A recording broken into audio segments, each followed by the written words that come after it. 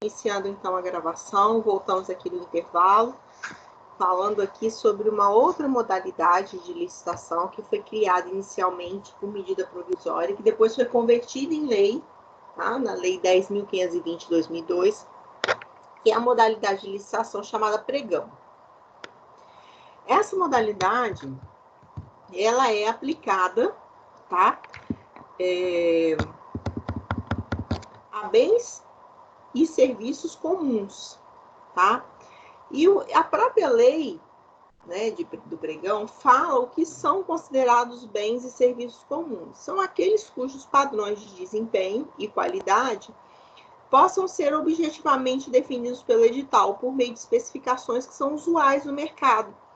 Então, são bens e serviços que é fácil de se especificar, é fácil de se definir, porque tem no mercado, é comercializado, tá?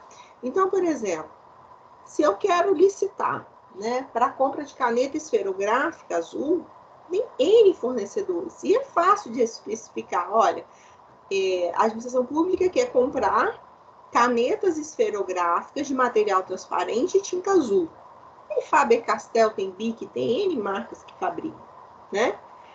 A administração pública quer contratar um serviço de jardinagem, né? Então, o Tribunal de Justiça precisa contratar uma empresa de jardinagem para podar, fazer isso, aquilo com as plantas.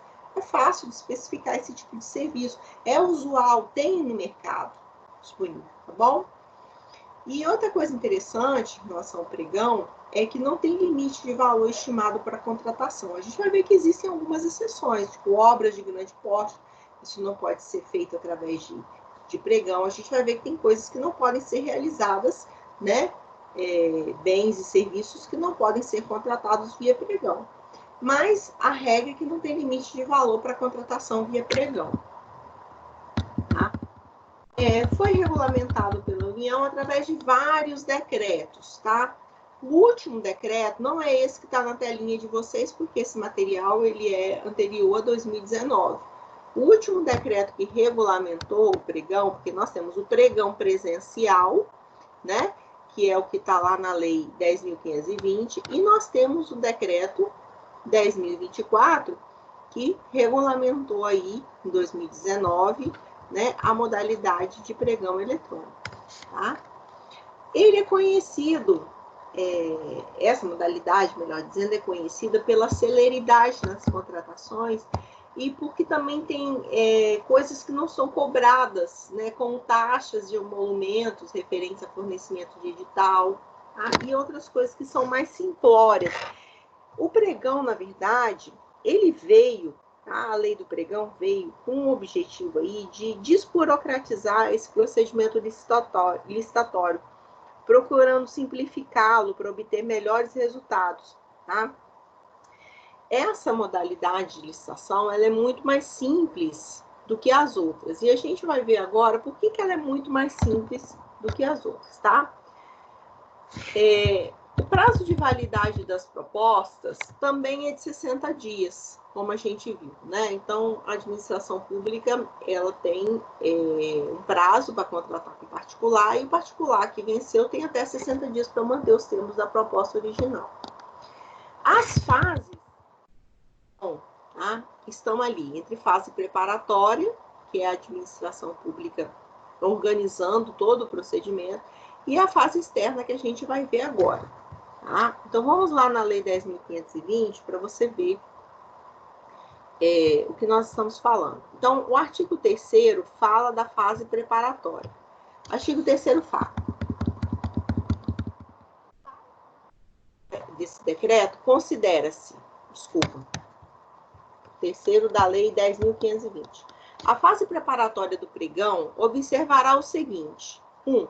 A autoridade competente justificará a necessidade de contratação e definirá o objeto do certame, as exigências de habilitação, os critérios de aceitação da proposta, as sanções por inadimplemento e as cláusulas do contrato, inclusive com a fixação de prazos. Ela vai definir o objeto, que tem que ser preciso, suficiente e claro. Ela vai ter que dizer a justificativa dessas definições, tá? desse objeto do certame. Ela vai designar os servidores para promover a licitação, pregoeiro, tá certo? Tudo isso é a fase preparatória. Então, a primeira fase inicia-se com essa preparação, é a fase interna. Mas nós temos a fase externa, né?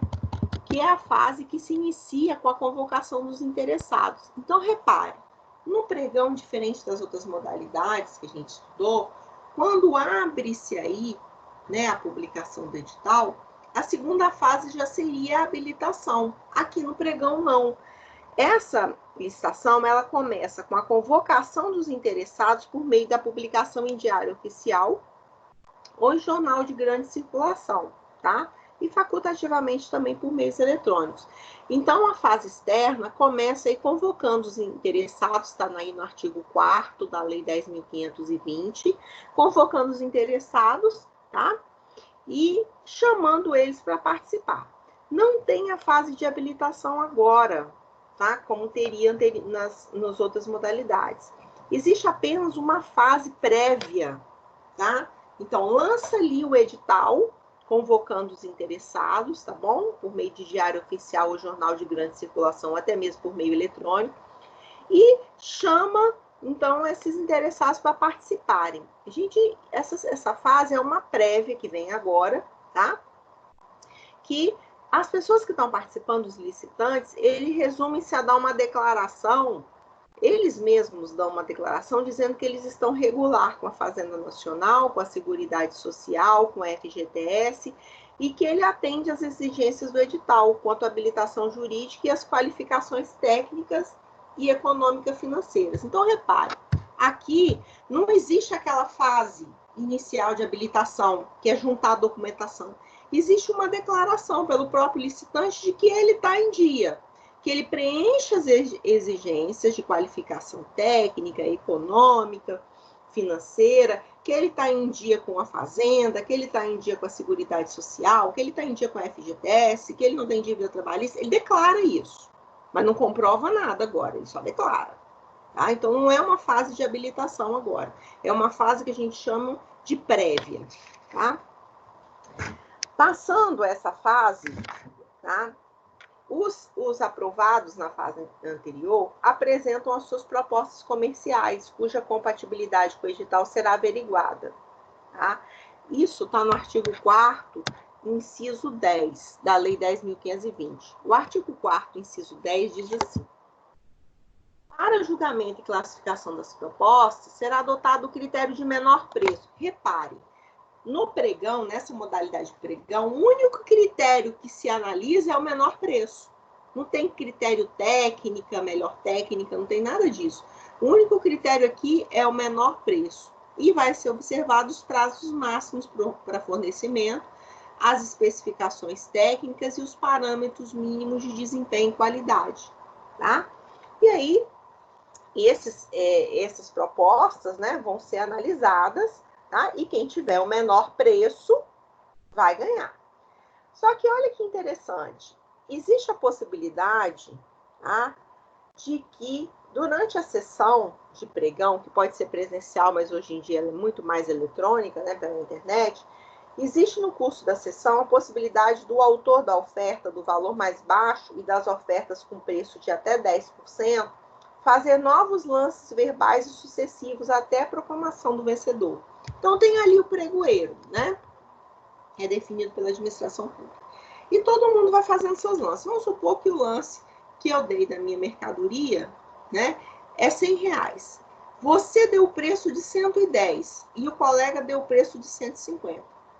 Veja bem, nós dois estamos no palio, eu e você. Por quê? Porque eu dei o menor preço e você deu 10% acima do menor preço, que era o meu.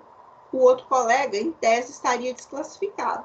Mas a possibilidade de novos lances verbais, uma nova rodada, eu vou e baixo para 90, você vai e baixa para 80, o outro vai e baixa para 100.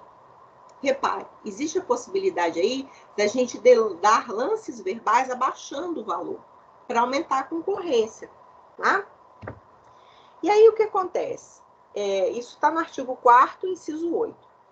Não havendo pelo menos 3 ofertas nessas condições definidas, podem um autor das 3 melhores oferecer novos lances. Aí vamos supor que ainda com essa rodada de lance, a administração pública, esse preço ainda não serve para ela e ela não quer contratar. A administração pública ainda dá a precocidade de uma segunda rodada de lance. E aí, se não tiver pelo menos 3 ofertas nas condições definidas, poderão os autores das 3 melhores propostas oferecer novos lances, verbais e sucessivos, até definir quem é o vencedor. Então, a possibilidade de uma segunda rodada de lance. A administração pública ainda não definiu o vencedor. Nós 3 que ficamos, os finalistas, nós podemos ainda, tá, fazer mais 3 lances. Tá? Se não tiver as 3 dentro dos parâmetros indicados, ainda é possível fazer outra rodada de lance, tá? Para que se fique aí no menor percentual, tá? No menor valor. Encerrada essa etapa de competição entre as propostas, o pregoeiro procederá à abertura do invólucro contendo os documentos de habilitação. Olha que interessante. Aqui há uma inversão na ordem. Repare, antes, nas outras modalidades, primeiro tinha habilitação e depois tinha classificação e julgamento das propostas. Agora não. Aqui é o contrário. Depois que foi definido o vencedor, só depois de definido o vencedor, é que agora a documentação do vencedor vai ser analisada. Então, é nesse momento agora, tá, que há a verificação se o vencedor atende às condições que são fixadas no edital e se ele apresentou a documentação que é exigida, tá certo? Mas vamos supor que houve uma inabilitação do vencedor. O vencedor foi apresentar a documentação dele e ele foi inabilitado, tá? Ele não preenche os requisitos. Como é que vai ficar essa situação? Vai ser chamado o segundo colocado, tá? Se o segundo colocado também não atender, chama o terceiro colocado, tá? E se a oferta não for aceitável ou se o licitante desatender a exigências da habilitação, serão sempre examinadas as ofertas subsequentes, quem foi ficando nos outros lugares, tá? De classificação, nas outras ordens. E, por fim, olha que interessante. Aí, achou o vencedor tem a documentação correta, atende os critérios, vai ser feito o quê? Não vai ser feita a homologação, aqui é o contrário. Aqui é uma inversão da fase, aqui primeiro faz a adjudicação e depois se homologa. Olha que interessante. Então, há uma inversão de fase, tá? A primeira inversão é aquela, é que primeiro julga a proposta para depois habilitar. E agora, primeiro adjudica para depois homologar o certame, tá? Então, existe aqui uma inversão de fases. Então, só para você saber, né, as características do pregão, ele é aberto a qualquer interessado para aquisição de bens e serviços que são considerados comuns a preço de mercado. A inversão das fases de classificação e habilitação. O único critério de julgamento é o menor preço. Há uma oportunidade de segunda rodada de competições com lances viva voz, que a gente já falou. A habilitação é a análise de documentação, é somente do vencedor. Há uma fase recursal única e há uma inversão da adjudicação e da homologação, que primeiro adjudica, depois homologa o certame, tá? E há uma possibilidade de participação online. Por quê? Porque existe o decreto, que acho que eu acabei de falar para vocês, que prevê a possibilidade, então, de realização de um pregão eletrônico, tá? Só para você saber, esse decreto, ele fala assim: este decreto regulamenta a licitação na modalidade de pregão na forma eletrônica para aquisição de bens e contratação de serviços comuns, incluídos os serviços de engenharia, e dispõe sobre o uso de dispensa eletrônica no âmbito da administração pública federal. Agora, olha que interessante o parágrafo primeiro. A utilização da modalidade de pregão na forma eletrônica pelos órgãos da administração pública federal direta, ou seja, pela União, né, por suas autarquias, pelas fundações e pelos fundos especiais, é obrigatória. Então, quando eu estou falando em licitação realizada pela União, pelas suas autarquias, suas fundações públicas, fundos especiais, o pregão eletrônico é obrigatório.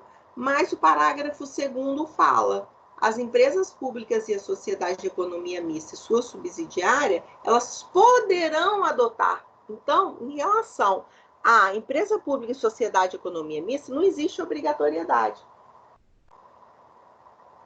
Tá certo?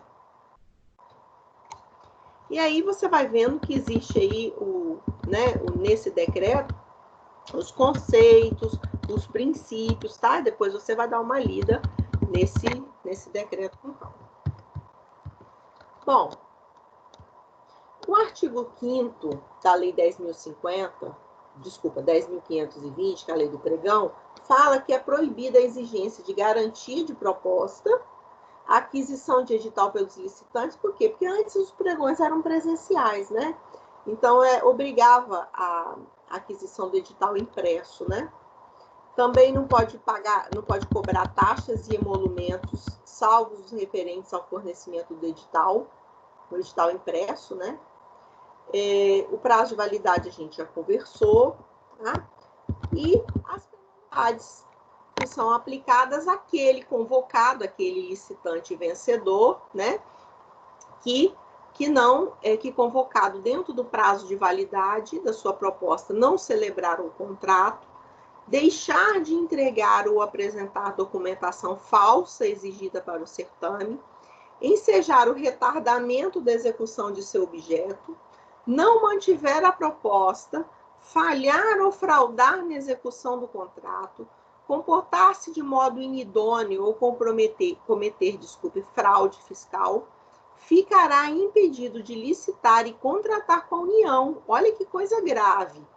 Fica impedido de contratar, né, de licitar com a União, com os estados, com o Distrito Federal, com os municípios, e será descredenciado no sistema de cadastramento de fornecedores, tá, que é o CIFCAF, e pelo prazo de 5 anos, sem prejuízo ainda das multas que são previstas no edital e nos contratos. Então, repare, quem convocado não comparecer, não celebrar o contrato, deixar de entregar, todas esses comportamentos que são dispostos aí no artigo 7º, são as penalidades impostas.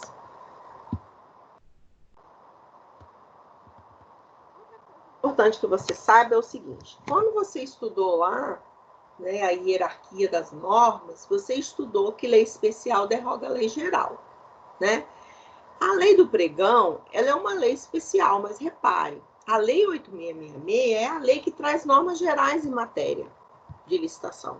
Então, no que a lei 10.520 for omissa, você aplica subsidiariamente a lei 8666, tá?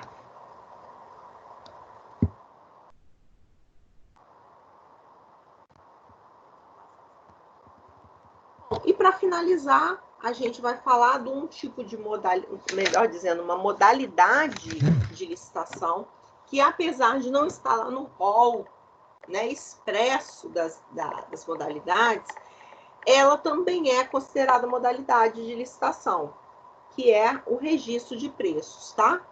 O artigo 15 da Lei 8666 fala: as compras, sempre que possível, deverão ser processadas através do sistema de registro de preços. Bom, Eli Lopes Meirelles fala que essa modalidade, que é o registro de preços, é um sistema de compras pelo qual os interessados em fornecer materiais, equipamentos ou gêneros ao poder público concordam em manter os valores registrados no órgão competente por um determinado período. Tá? Esse período é de até 1 ano. Então, eu quero participar dessa modalidade de licitação. Eu vou manter, né, eu tenho mercadorias, eu tenho equipamentos, eu tenho materiais que normalmente a administração pública contrata para adquiri-los.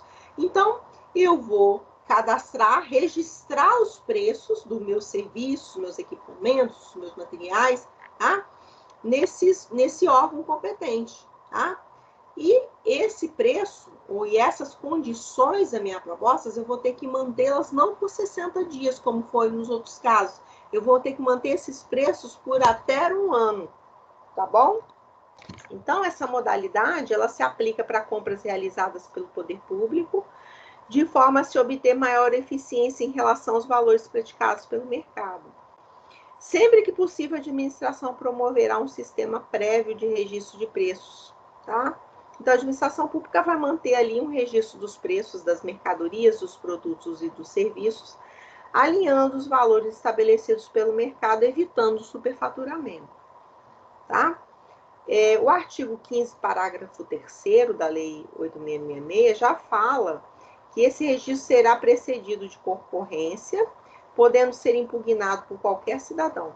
Então, quem quer manter os seus preços registrados, né, vai ter que concorrer para poder estar lá, né, registrando os seus preços e mantendo a sua oferta por um prazo de até um ano. Tá? Então, o prazo de validade das propostas não pode ser superior a um ano. Agora, uma coisa interessante é o seguinte, que a gente já conversou.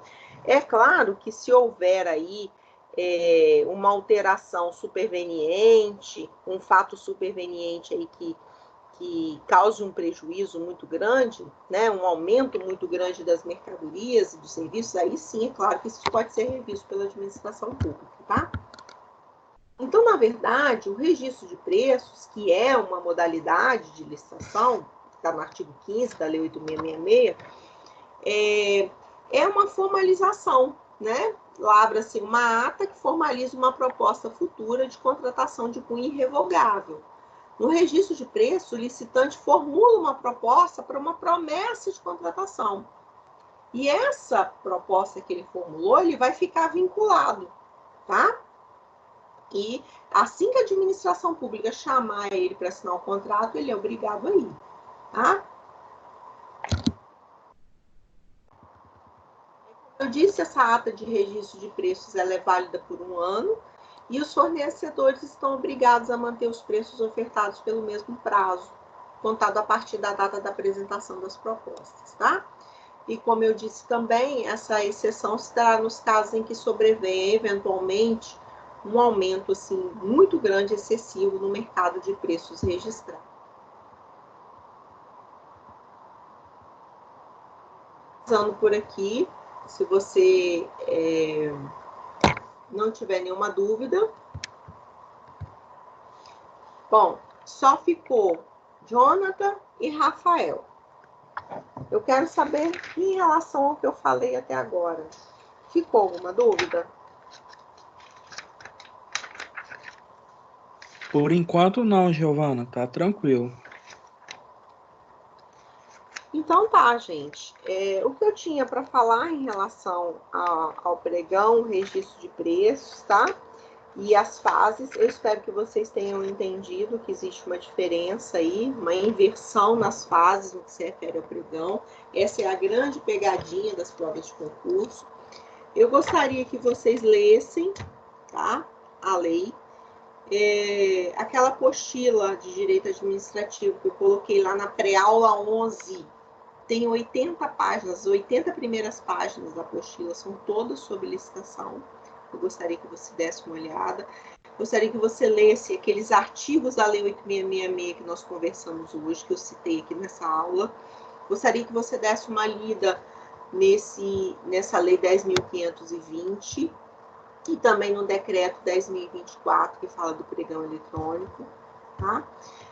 E se tiver alguma dúvida, obviamente, na próxima semana a gente esclarece. Mas eu dou por finalizada a licitação pública e semana que vem, se Deus quiser, a gente entra aí em bens públicos.